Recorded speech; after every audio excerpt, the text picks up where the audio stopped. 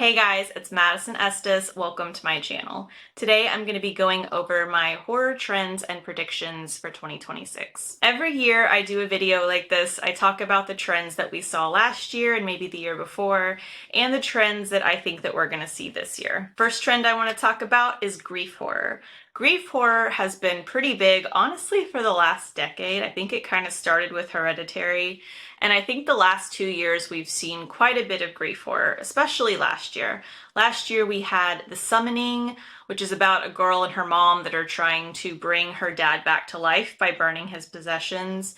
We had Bring Her Back. There was also The Woman in the Yard, which is about grief and depression. And to some extent, we saw this in 28 Years Later and Until Dawn. Oh, and The Shrouds, which was a terrible movie, but it definitely had at least some theme of grief in it. This was a huge trend last year. I definitely think that we're going to continue to see this into 2026, starting in January with We Bury the Dead, which does seem to be about loss and grief. Based on the trailer, I'm guessing it's going to have that theme, but we'll see. Next up on my list is AI, especially human robots and smart houses. AI was really predominant last year in Megan 2.0. Several episodes of Black Mirror dealt with AI. It was also in The Shrouds and Companion.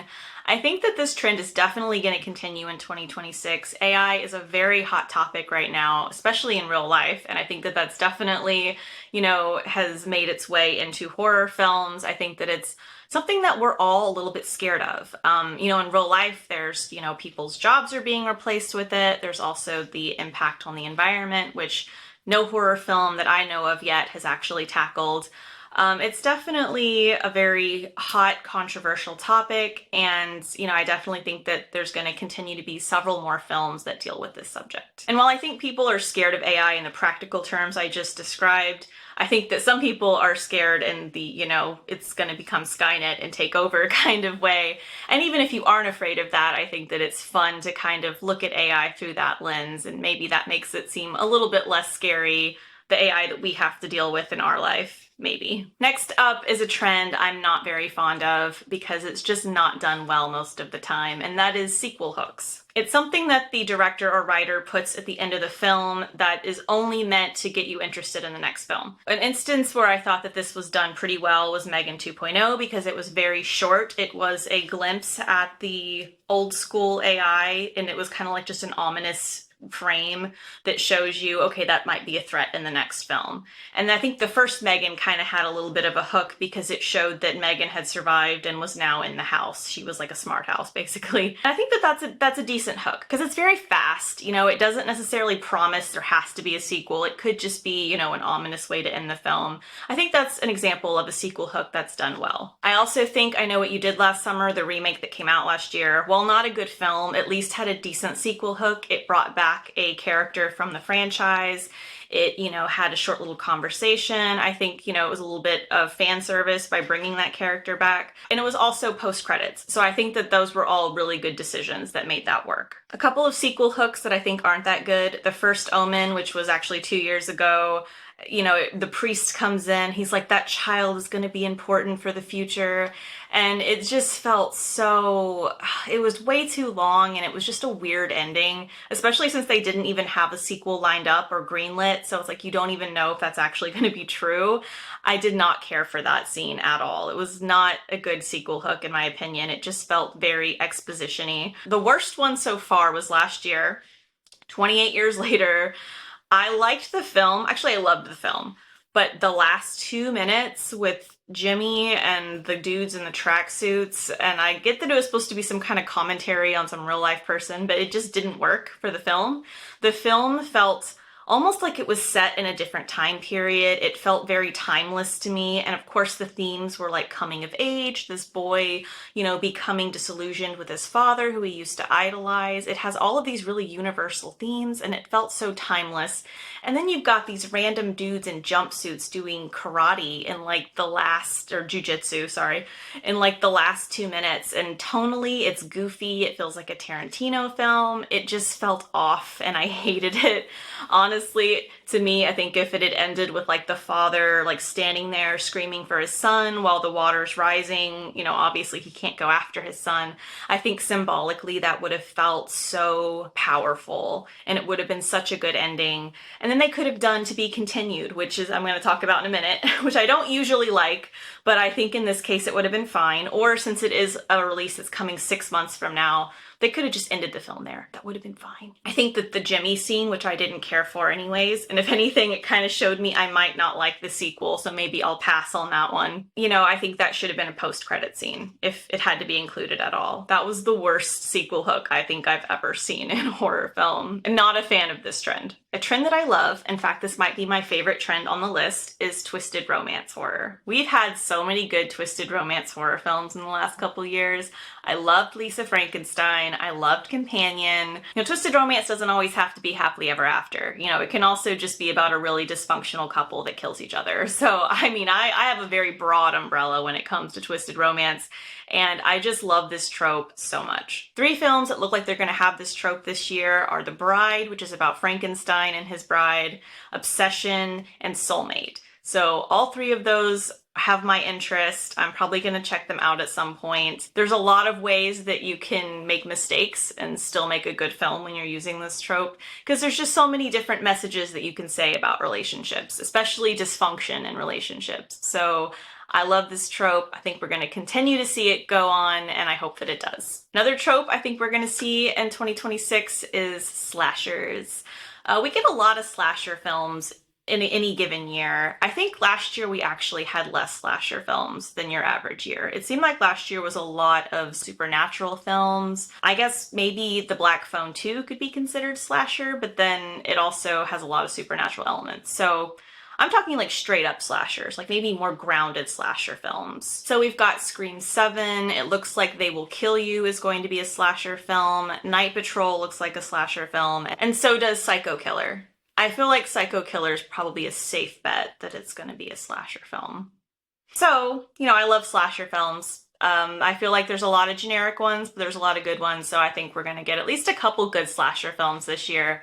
And, you know, this trope comes and goes on any given year. I don't think it's never going to completely disappear, but I do think that it's going to be a higher than average amount of slasher films for 2026. Another trend I want to talk about is to be continued. This trend was very big the last 2 years. I don't foresee that we're gonna see it too much this year, other than The Boneyard is probably gonna have it to be continued, regardless of whether or not we get the title card. If there's a 3rd installment, you know, horror trilogies. I'm gonna go ahead and bring that up now too, horror trilogies. I haven't heard of any new horror trilogies being announced, so maybe this trend is on its way out, because it does seem like there's been maybe more failures like The Exorcist as opposed to successes like Halloween, which is also... And is that really a success? I don't know. There seemed like there was just as many people disappointed with that trilogy as they were excited, even though it was financially successful. So I guess in terms of that, it's still a success. But I think that trend might be on its way out. But I do think that to be continued, we're going to have future installments and be prepared for that, and that kind of cliffhanger-ish ending is probably going to continue.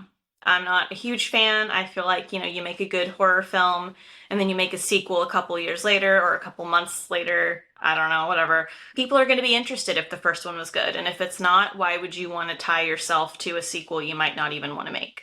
Last trend I want to talk about that I think that we're going to see this year is Sequelitis. It's back.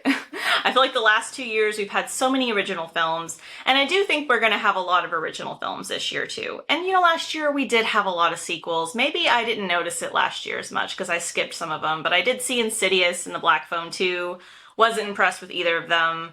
And it looks like we're going to get Scream 7 this year. There's going to be a sequel to Wolf Creek, Evil Dead, Silent Hill. There's going to be a Resident Evil remake. So, there's a lot of franchises that are getting another installment this year. That can be good or bad. I feel like sequels can go either way. So, sometimes you get Saw 10, sometimes you get The Black Phone 2. I am interested in Scream 7 and seeing what they do with that. I might check out the Resident Evil sequel, we'll see. we'll see when the trailer comes. I'm just kind of indifferent about the trend in general, but that is what I foresee for 2026 is a ton of sequels. A few trends that I noticed last year and the year before that are out. The first one is pregnancy horror. I looked at my list. I didn't see a single film, I think, that I saw last year where pregnancy was even mentioned, much less a big storyline, you know, because the year before we had like The First Omen and Immaculate and Beetlejuice. Beetlejuice had a pregnancy horror jump scare at the end. Like it was everywhere.